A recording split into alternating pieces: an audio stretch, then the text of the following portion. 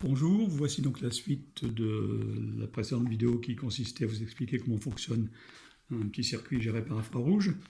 Dans la première vidéo, on a donc compris que lorsqu'on appuyait sur un trajet, eh bien on demandait à ce moment-là d'envoyer un code infrarouge et on mettait en route les servomoteurs qui correspondaient au code.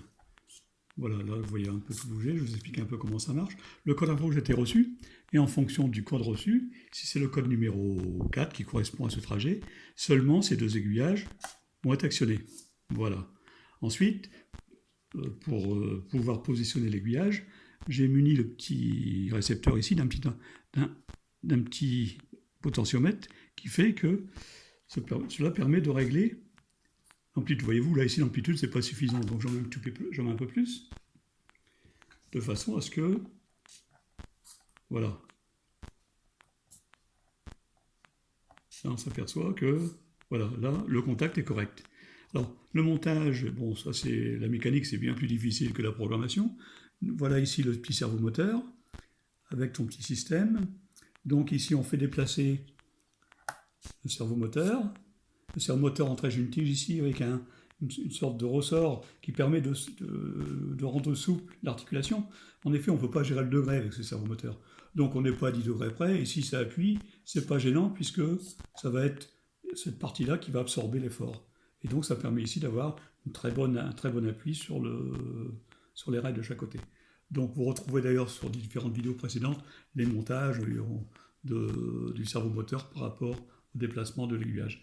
Donc là ici, eh bien, en fonction donc de ce que je sélectionne, ici par exemple je sélectionne les 4 aiguillages vont bouger, voilà.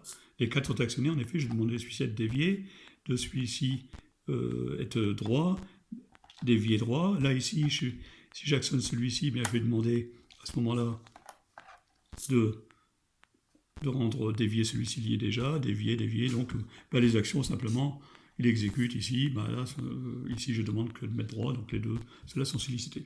Donc voilà ici la suite de cette explication.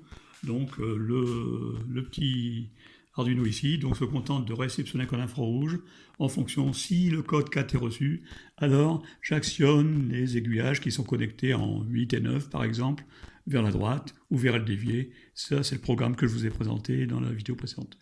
Voilà la suite. Et j'espère vous montrer tout ça quand ce sera câblé sur un vrai circuit.